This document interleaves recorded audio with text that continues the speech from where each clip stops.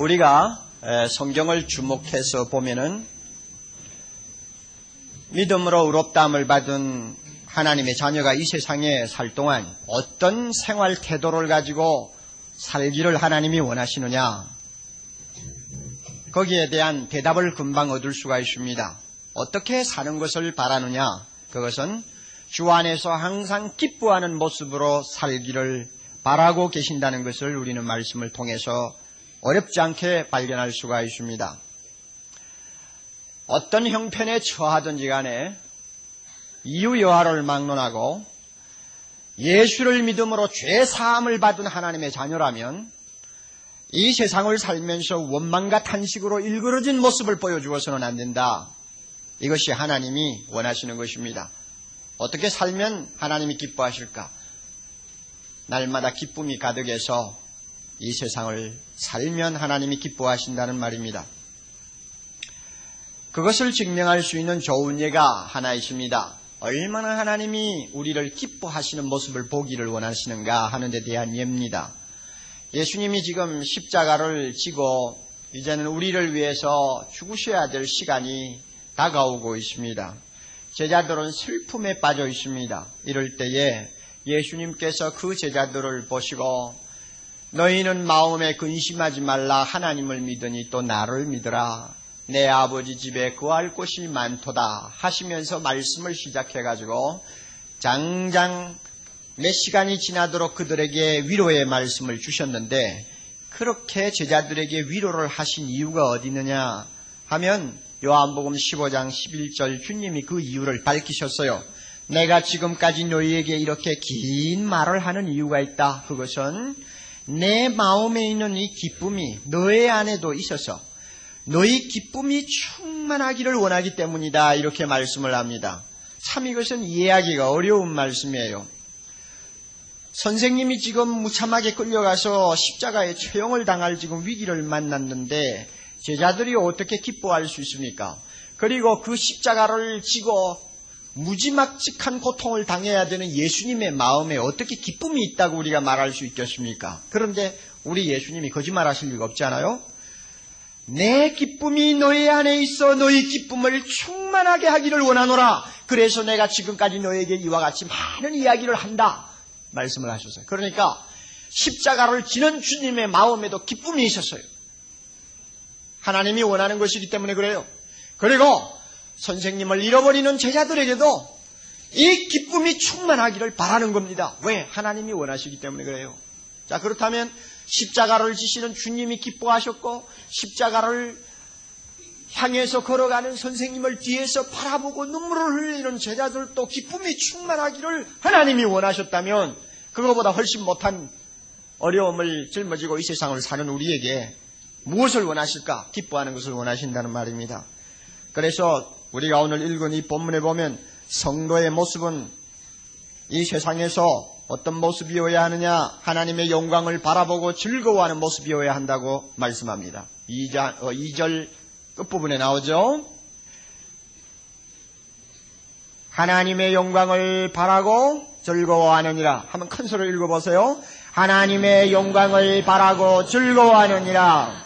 이 말을 바꾸어서 이렇게 여러분이 다시 읽어보세요. 나는 이 세상을 살 동안 하나님의 영광을 바라고 즐거워해야 한다. 이것이 바로 하나님께서 우리에게 원하는 삶의 스타일입니다. 그러면 하나님의 영광을 바라고 하는 이것이 무슨 의미냐? 다른 말로 바꾸면 하나님의 영광을 소망하고 하는 뜻입니다. 거기에는 두 가지 의미가 담겨 있습니다. 첫째는 영광 중에 계시는 우리 하나님을 만나 뵙기를 고대한다는 말입니다. 영광 중에 계시는 우리 하나님을 만나고 싶다 하는 소망을 가지는 것을 말합니다. 그 다음에 둘째는 우리가 하나님의 영광을 함께 누리는 자가 되기를 소망하는 것을 말합니다. 그러니까 하나님의 영광을 내가 가서 보는 것, 즉 영광 중에 계시는 하나님을 만나는 소원. 그 다음에 또 하나는 내가 하나님처럼 영광스러운 모습으로 변화되어 하나님 앞에 서기를 바라는 소원, 이 두 가지가 이 말씀 안에 들어있습니다. 이것이 하나님의 영광을 바라본다 하는 뜻입니다. 우선 먼저 우리가 하나님의 영광스러운 모습을 보는 문제를 생각해 봅시다. 어떻게 우리는 이 세상에 살면서 하나님의 영광을 봅니까? 천국 들어가서 보는 것은 당연한 것이니까 물을 필요가 없어요. 그러나 이것은 세상에 살면서 하나님의 영광을 바라보는 것을 말하는 것이니까 어떻게 우리가 주님의 영광을 이 세상에서 볼 수 있나요? 하나님은 그 자체가 영광입니다. 찬란한 빛입니다. 육신의 눈을 가진 사람은 아무도 그 영광을 직접 보지 못합니다. 그러므로 모세에게 하나님께서 자기의 영광을 보여주실 때도 자기의 손으로 모세의 눈을 가렸어요.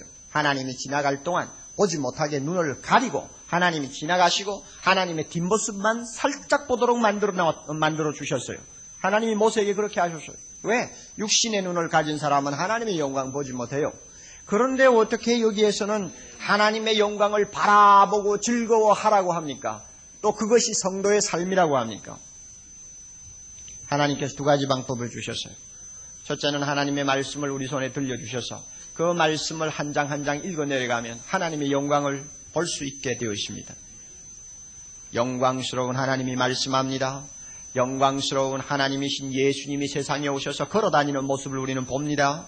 그의 입을 통해서 진리의 말씀이 선포되는 음성을 듣습니다.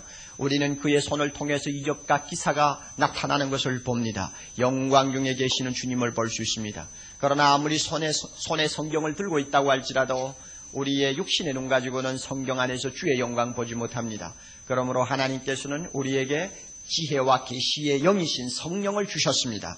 성령이 깨닫게 하시는 자, 성령이 그의 눈을 열어주시는 자, 성령이 마음의 눈을 밝혀주시는 자는 성경 안에서 하나님의 영광을 바라볼 수 있게 되어 있습니다. 그리고 그 영광을 소망으로 두고 그 하나님 만나 뵙기를 간절히 사모하는 사람으로 만들어 주십니다. 물론 어떤 경우에는 스데반이 하나님의 영광을 본 것처럼 독특한 방법을 허락하실 때도 있습니다.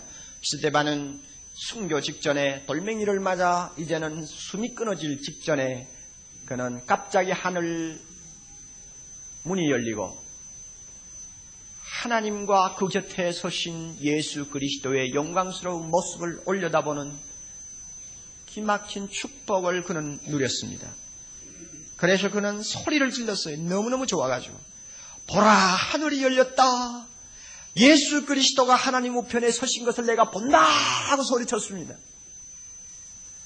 가끔 우리에게 그와 같은 특별한 은혜를 주실 때가 있어요. 어떤 성도들의 간증들을 들으면 꿈을 꾸다가도 특별히 하나님의 그 영광을 잠깐 보고 온 사람들 이야기를 들을 수 있습니다. 또 사도 바울도 3층천에 올라가서 하나님의 영광을 본 이야기를 나중에 하는 것 우리는 듣습니다. 그러나 꼭 우리가 그렇게 신비스러운 어떤 체험을 통해서 하나님의 영광을 보고 즐거워하는 것을 말하는 것 아닙니다. 성경을 통해서 성령이 깨우쳐 주시는 대로 그 성령의 인도함을 받아 하나님의 영광스러운 모습을 바라보고 사모하는 것이 성도라 그 말입니다. 여러분에게 이것이 있는지 한번 자신을 돌이켜 보십시오. 나에게 이것이 있는가? 있습니까? 하나님의 영광을 보는 눈이 있어요? 하나님의 영광이 눈에 보입니까? 성경을 읽을 때마다 보여요? 안 보여요?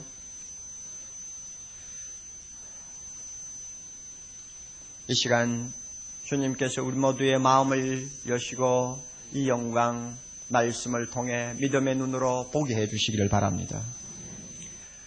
또 하나님의 영광을 바란다는 말은 우리가 하나님의 영광스러운 모습을 입고 그 나라에 들어가서 주님을 만나는 것을 의미한다고 했습니다. 우리는 언젠가 하나님의 영광스러운 모습을 우리가 입게 됩니다. 우리가 잘 아는 바와 같이 하나님과 사람이 만나려면 두 가지 방법이 있어요. 하나님께서 두 가지 방법을 사용하세요. 첫째 방법은 하나님이 사람이 되는 거예요. 하나님이 우리처럼 돼버리는 것입니다. 그래서 구약시대에 보면은 아브라함을 찾아왔던, 이삭을 찾아왔던, 야곱을 찾아왔던, 사람을 찾아온 하나님은 인간의 모습을 하고 찾아오셨습니다. 그래서 얼굴을 맞대고 눈과 눈을 마주하고 쳐다보면서 이야기를 할 수 있었어요. 그래야만이 만날 수 있으니까. 그리고 예수님 역시 우리를 찾아오실 때도 초라한 우리의 모습을 그대로 가지고 찾아오셨어요. 그런데 앞으로도 하나님이 그런 식으로 우리를 만날 것이냐? 그렇지 않습니다. 이제는 하나님이 낮아지셔서 사람이 되시고 사람 모습으로 오시는 그런 일은 끝났습니다. 이제 다른 방법이 남아있어요. 그것은 우리가 누구처럼 되는 거예요? 우리가 하나님처럼 변해서 하나님처럼 되어가지고 하나님과 만나는 것입니다. 이게 우리 앞에 남아있어요.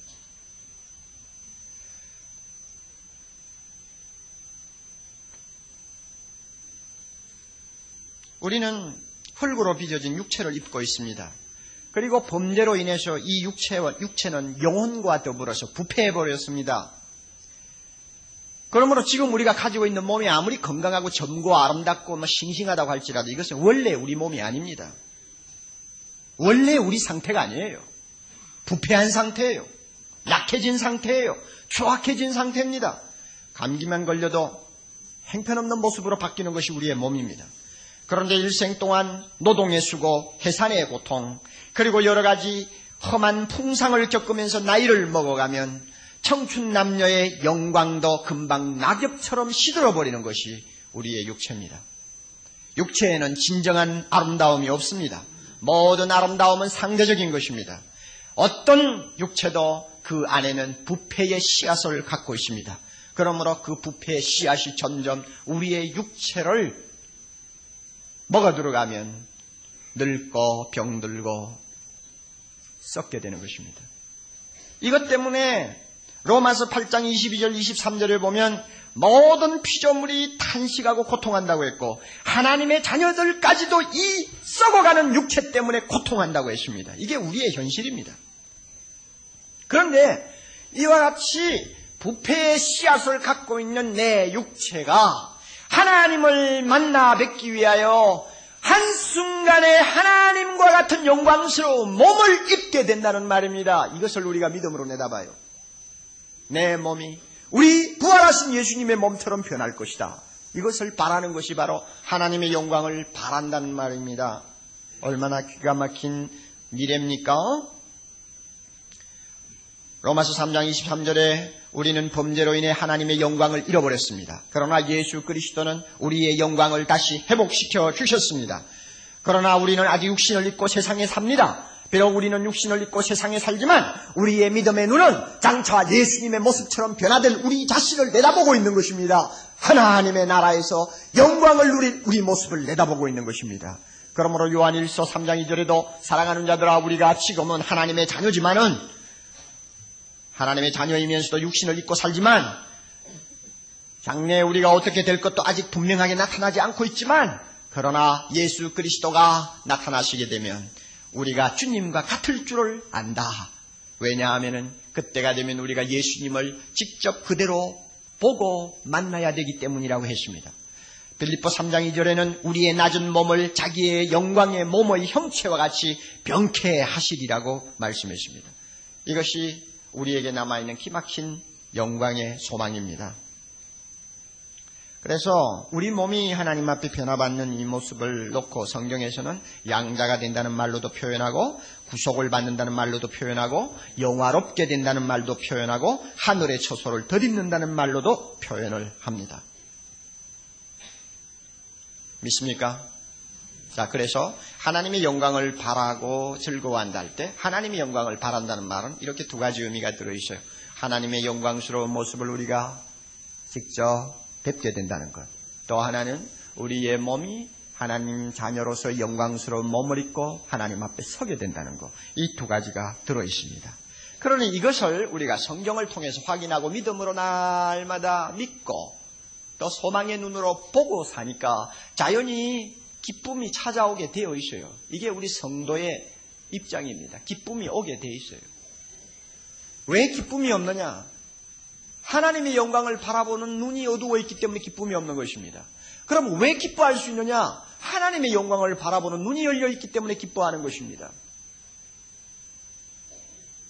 여행을 가는 학생에게 내가 만약에 카나다의 로키 산맥의 그 아름다운 정경을 좀 보기 위해 여행을 가겠다 계획을 하고 있는데 카나다에 사는 어떤 사람이 와서 로키 산맥의 아름다운 풍경을 잔뜩 담은 사진첩 큰 것을 하나 갖다 줬습니다. 자, 내가 여행 가기 전에 이것을 가지고 거기에 있는 풍경이 얼마나 아름다운 걸 한번 보라 하면은 그 학생이 그 아름다운 설경이든 또 아름다운 초원이 깔려있는 그 로키 산맥의 정경이 찍힌 사진첩을 하나하나 들치면서 웁니까? 좋아합니까?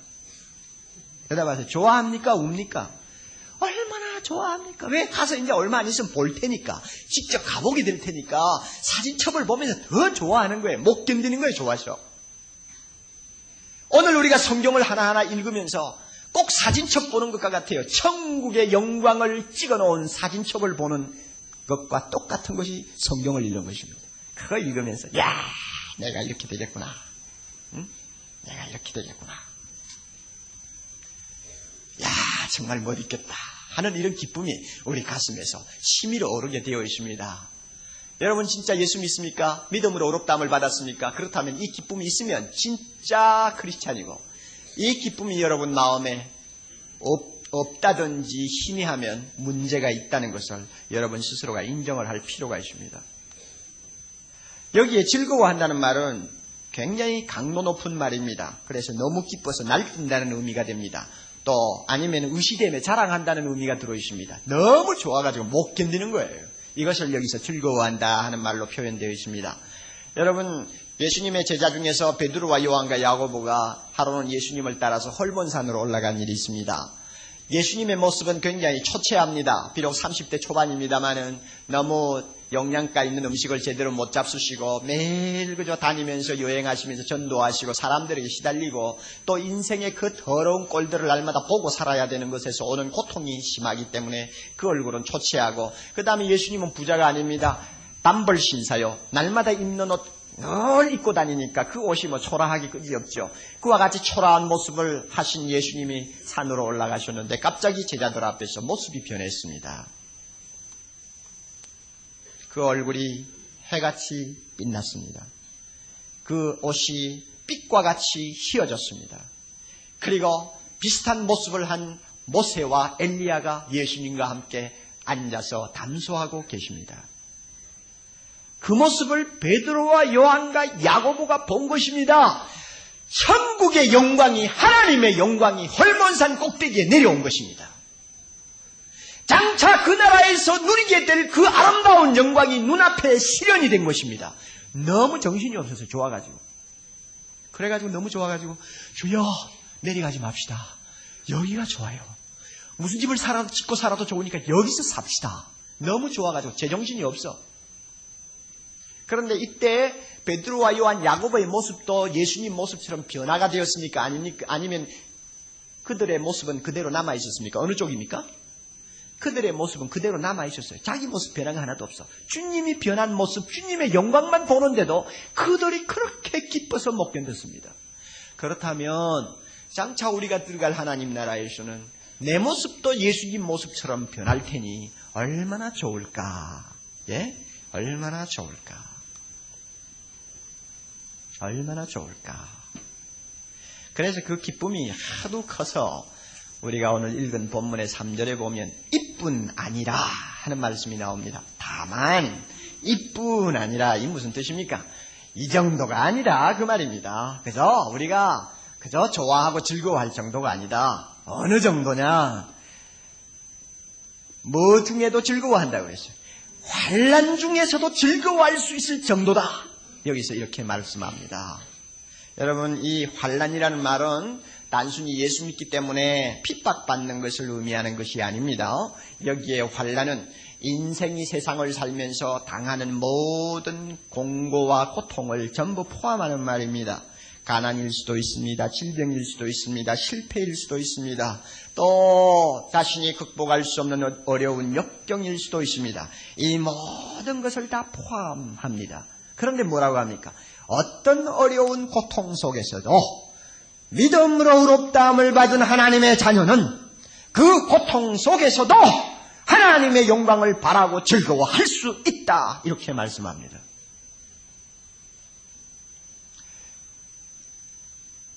예수 믿는 사람이라고 해서 병이 안 납니까?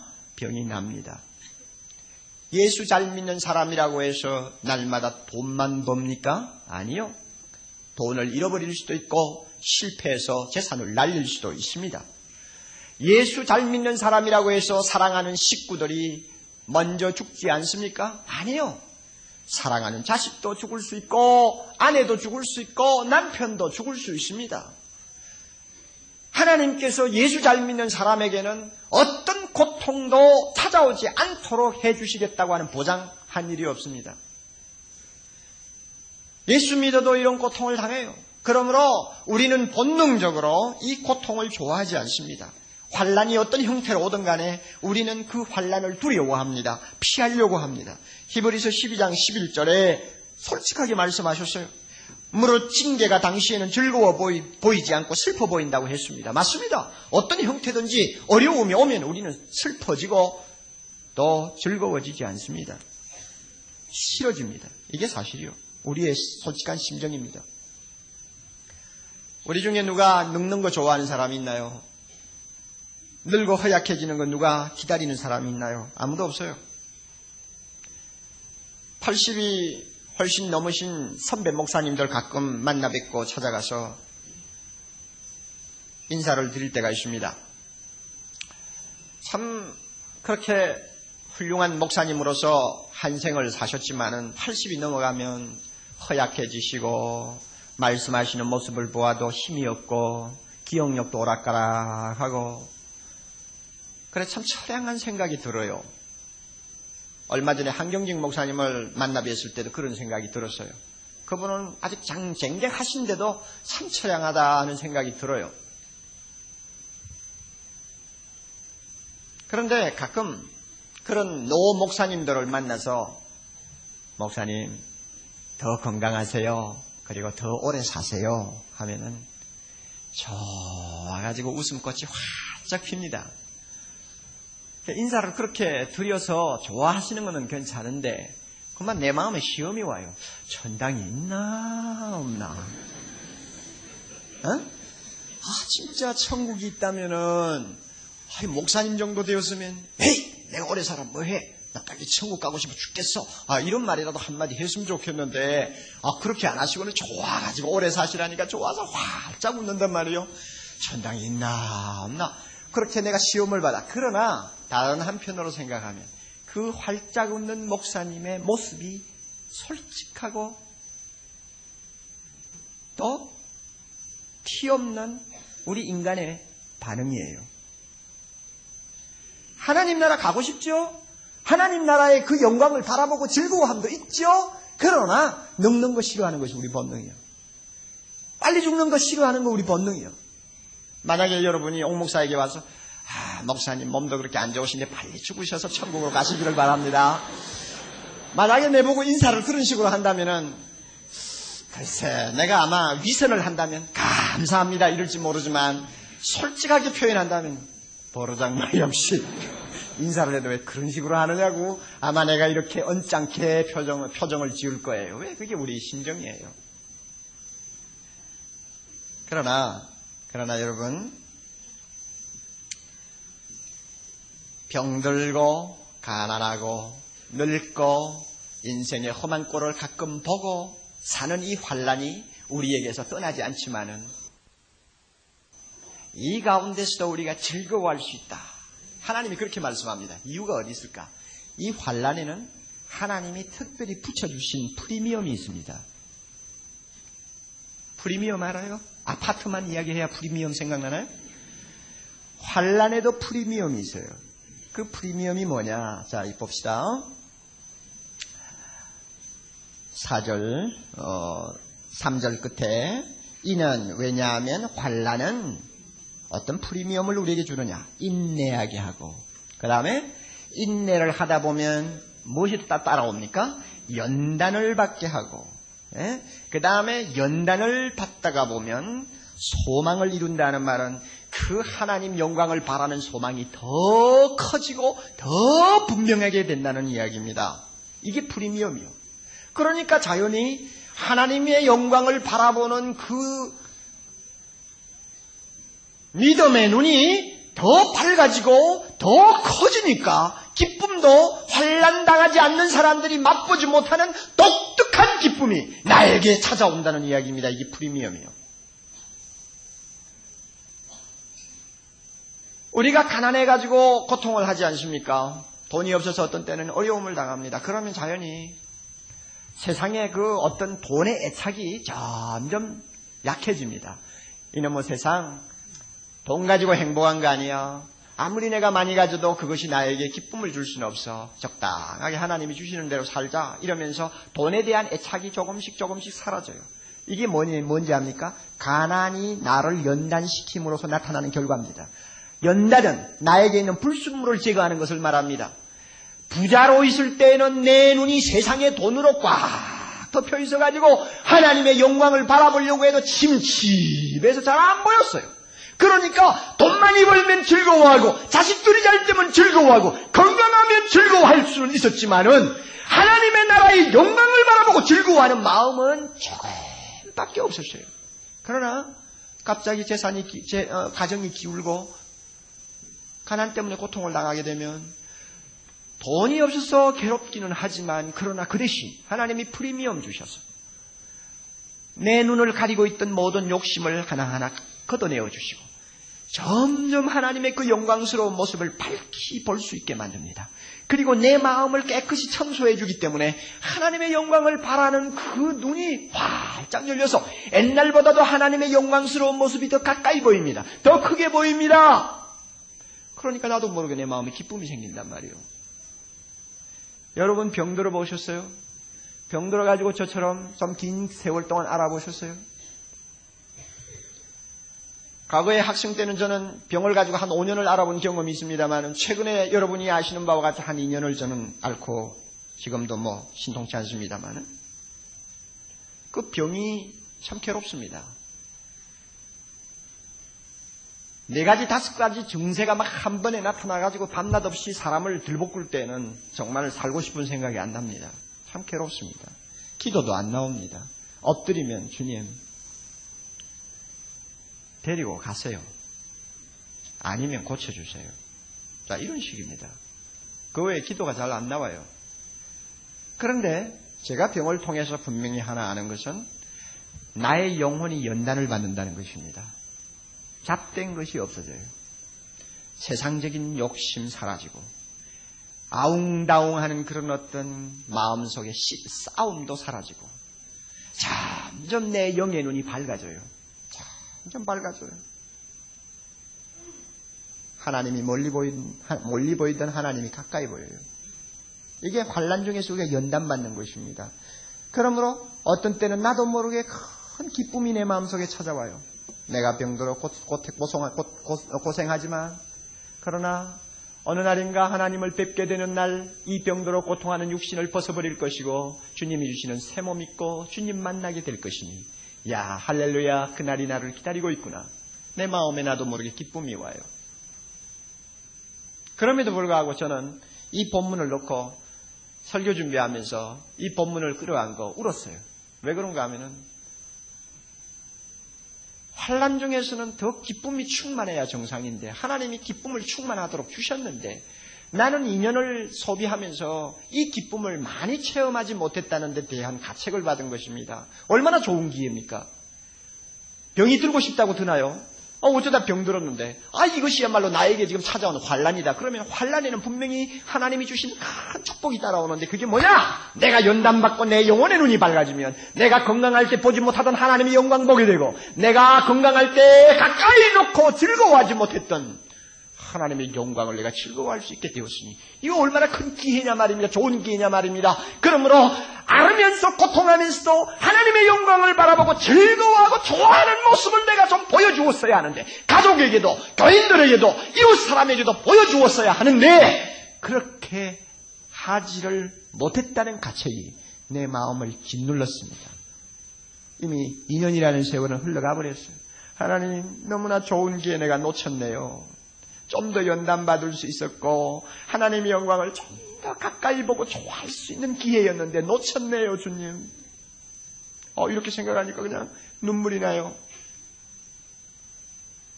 여러분이 가난하면 가난에 따라오는 프리미엄, 병들었습니까? 거기에 따라오는 프리미엄 있는 거 아시기 바랍니다. 대학 입시에 실패해서 고통스러워요? 거기에서 따라오는 프리미엄이 있어요. 남편을 잃었나요? 아내를 잃었나요? 자식을 잃었나요? 가정에 어떤 남모르는 우환이 있나요? 괴로운 것이고 싫은 것이지만 하나님이 나에게 그것을 허락하셨을 때에는 인내하게 하시고 연단하게 하시고 하나님의 영광을 바라보는 소망의 눈을 활짝 열어주시려고 이것 주셨구나. 아멘. 그러므로 나는 더 누구보다도 기뻐할 수 있어. 이거 우리가 알아야 돼요. 루마니아가 공산치하에서 한참 어려움을 당할 때 리차드 범브란트 목사님은 14년 동안 옥고를 치렀습니다. 감옥에서 주로 홀로 독방에서 14년 가까이를 보내는 그것은 죽는 것보다 몇 배로 고통스러운 일이라는 걸 우리는 많이 들어서 압니다. 그런데 그분이 감옥을 나오면서 쓴 글을 제가 보니까 참 기막힌 말을 했어요. 제게는 너무 긴 것으로 여겨지지 않았던 것은 뭐가? 감옥에서 보낸 14년의 횟수가 너무 길다고 여겨지지 않았습니다. 홀로 독방에 갇혀 있으면서도 믿음이나 사랑을 넘어선 어떤 기쁨을 하나님 안에서 발견했기 때문입니다. 그 기쁨이란 이 세상 어느 것에도 견줄 수 없는 아주 깊고도 특이한 황홀경 같은 것이었습니다. 여러분 무슨 말인지 못 알아듣겠죠? 저도 몰라요. 감옥에 들어가서 주님을 위해서 그렇게 환난을 당하는 자에게 하나님이 특별히 주시는 은혜니까 그 사람만이 알아요. 어떤 황홀경 같은 기쁨이 그를 사로잡고 있었기 때문에 14년도 긴 것처럼 느껴지지 않았고 독방에서 그렇게 고생하고 못 먹고 살아도 떨고 살아도 그게 큰 문제가 안 되었다는 말입니다. 그래서 감옥에서 나올 때 어떤 기분을 느꼈느냐? 마치 높은 아름다운 산정에서 수십 리에 뻗쳐있는 시골의 아름다움과 평화를 바라보면서 즐거워하다가 갑자기 평지로 그냥 내려와 버린 것 같은 느낌을 받았다고 그랬습니다. 이거는 극단적인 예입니다. 그러나 우리가 분명히 알 수 있는 것은 환난 중에 있을 때에는 하나님이 주시는 특별한 은혜가 따라온다는 사실을 가장 잘 증명하는 것이라고 저는 생각합니다. 사랑하는 형제자매 여러분, 예수 믿는 사람이 세상에서 살 동안 병들어서 고통을 합니다. 어떤 때는 가난합니다. 어떤 때는 실패합니다. 어떤 때는 사랑하는 자를 잃어버립니다. 그래서 어떤 때는 눈물을 흘립니다. 그러다가도 이 말씀대로 하면 할렐루야 찬송해야 됩니다. 아멘. 기뻐해야 합니다. 즐거워해야 합니다. 하나님의 영광을 바라보고 즐거워해야 합니다. 그렇게 하면 세상 사람들이 볼 때는 참 오죽이 답답하면 저렇게 위선을 할까, 자기 궁색함을 숨겨보려고 오죽이 답답하면 저런 몸부림을 칠까, 그렇게 말을 할지는 모르지만 천만에요. 우리는 아무리 고통스러운 환경에서도 기뻐해야 합니다. 그리고 그 기뻐하는 것을 부끄러워할 필요가 전혀 없습니다. 그래서 뭐라고 합니까? 5절 소망이 뭐하지 아니하다?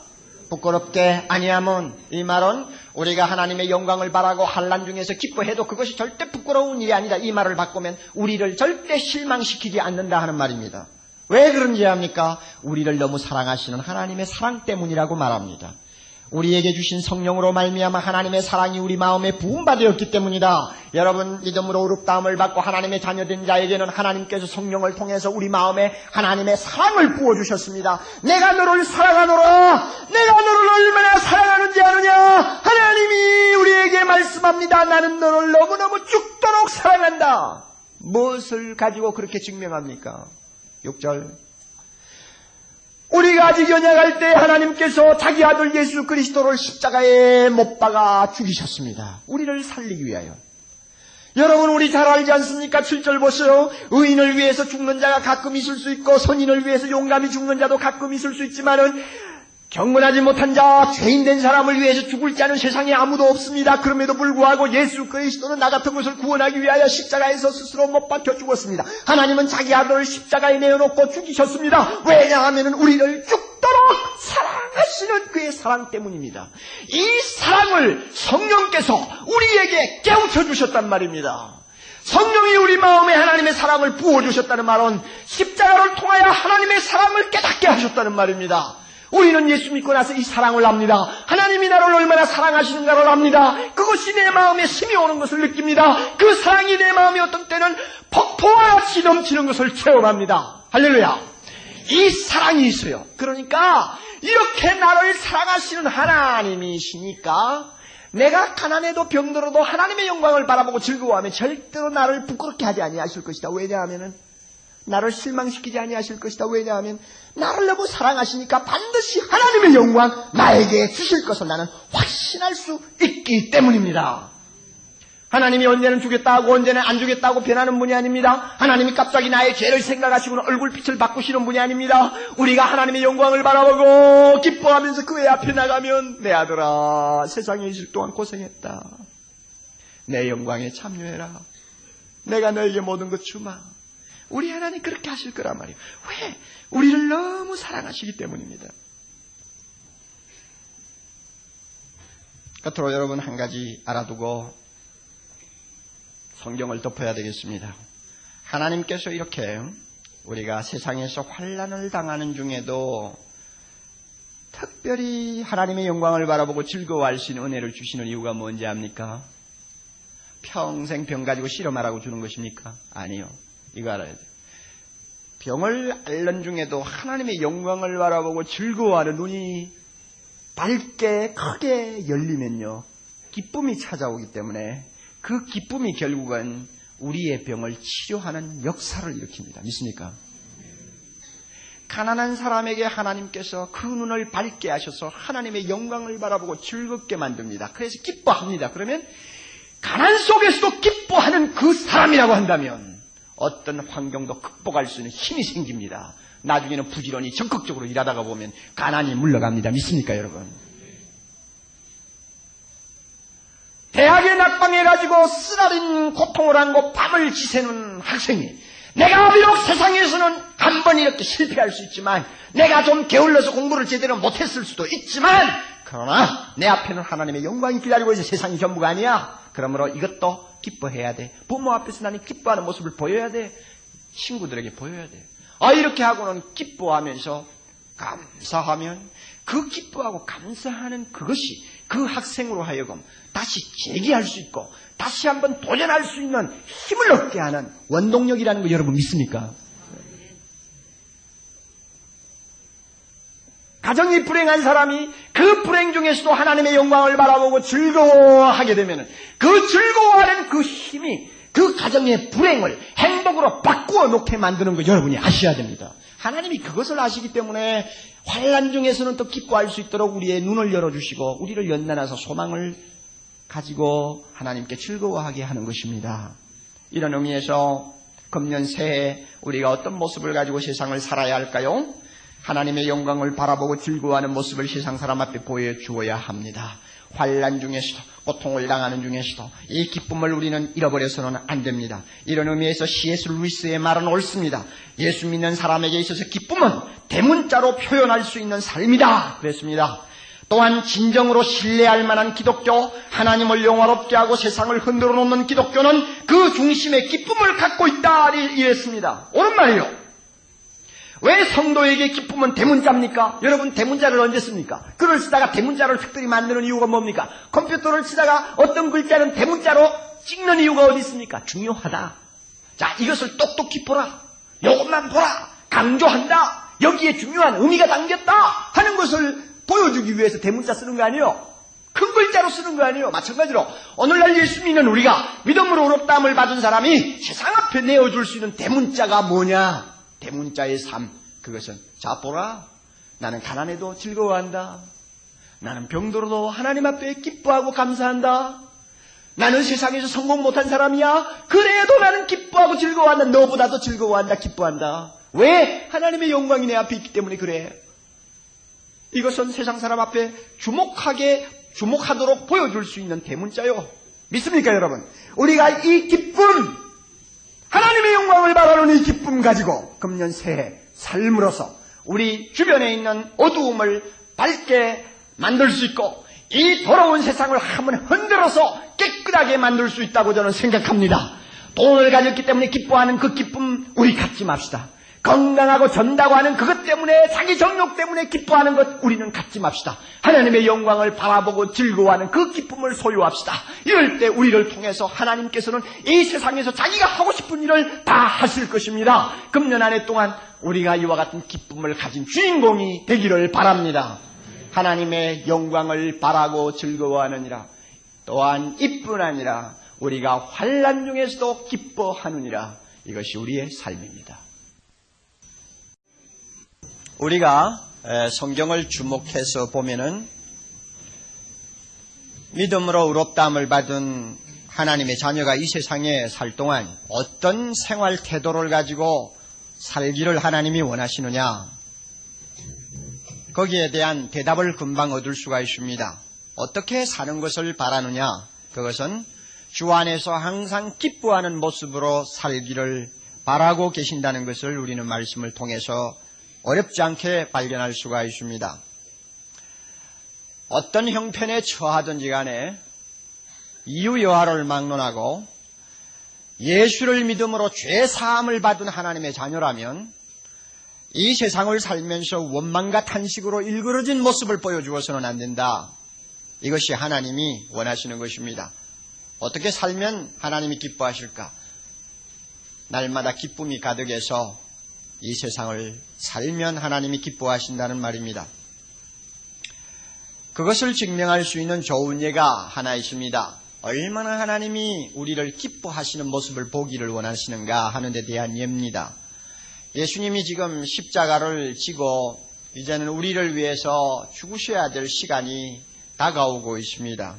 제자들은 슬픔에 빠져 있습니다. 이럴 때에 예수님께서 그 제자들을 보시고 너희는 마음에 근심하지 말라. 하나님을 믿으니 또 나를 믿으라.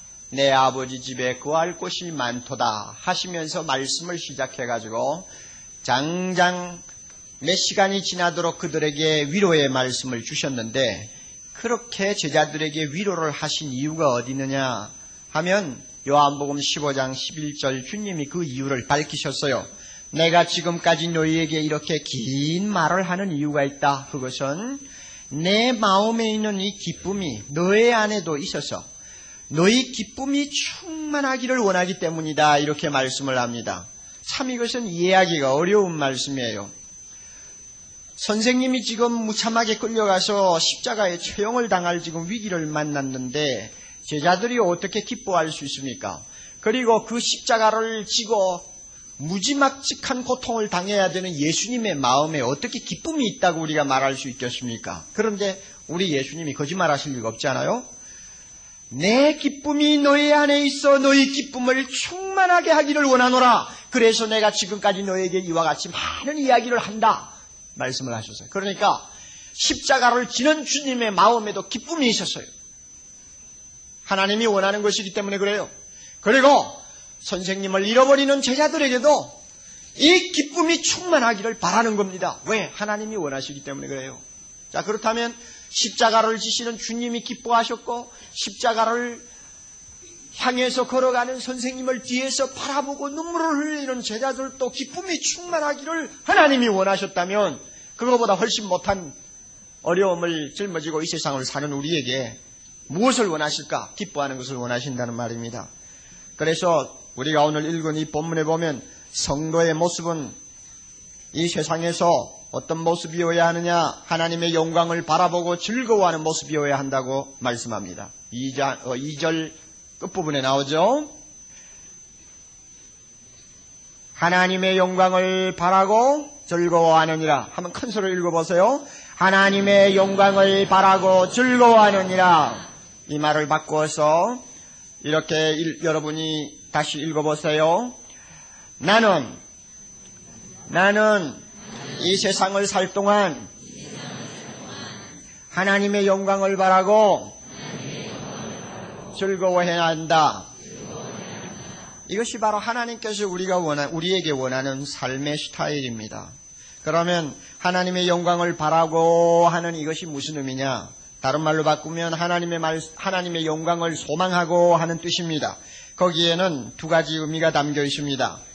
첫째는 영광 중에 계시는 우리 하나님을 만나 뵙기를 고대한다는 말입니다. 영광 중에 계시는 우리 하나님을 만나고 싶다 하는 소망을 가지는 것을 말합니다. 그 다음에 둘째는 우리가 하나님의 영광을 함께 누리는 자가 되기를 소망하는 것을 말합니다.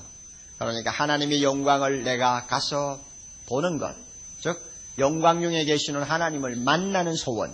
그 다음에 또 하나는 내가 하나님처럼 영광스러운 모습으로 변화되어 하나님 앞에 서기를 바라는 소원. 이 두 가지가 이 말씀 안에 들어있습니다. 이것이 하나님의 영광을 바라본다 하는 뜻입니다.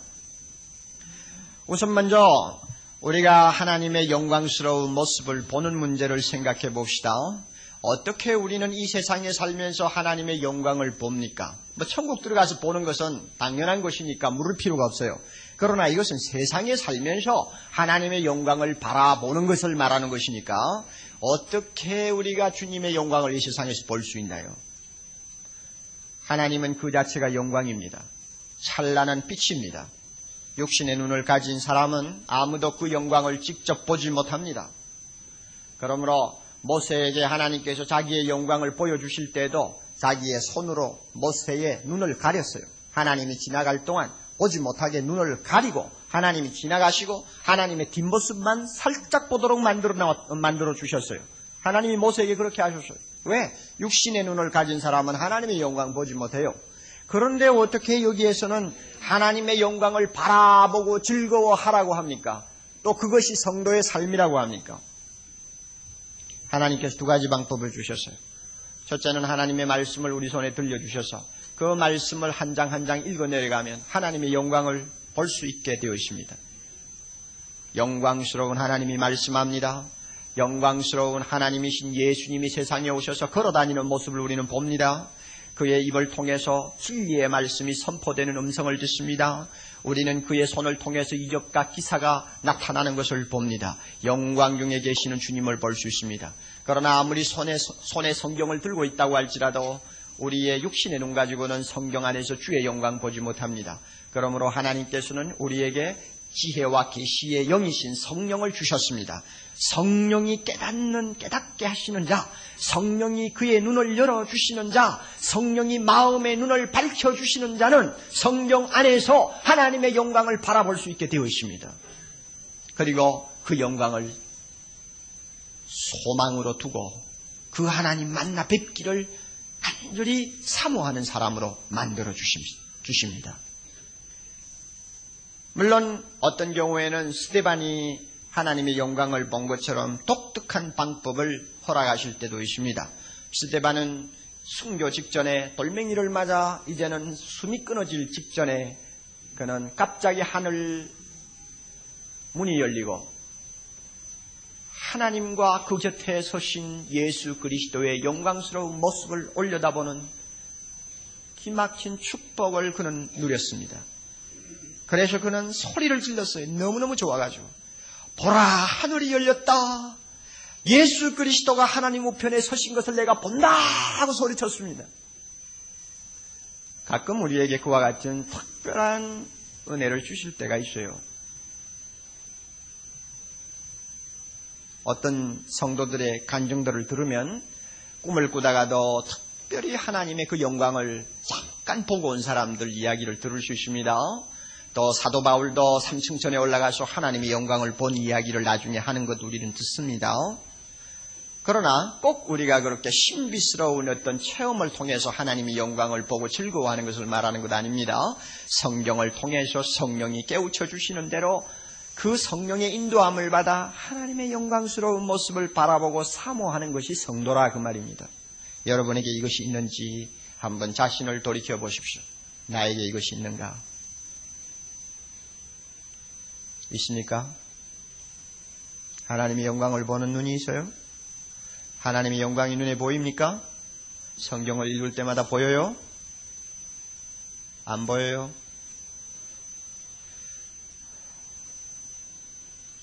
이 시간 주님께서 우리 모두의 마음을 여시고 이 영광 말씀을 통해 믿음의 눈으로 보게 해주시기를 바랍니다. 또 하나님의 영광을 바란다는 말은 우리가 하나님의 영광스러운 모습을 입고 그 나라에 들어가서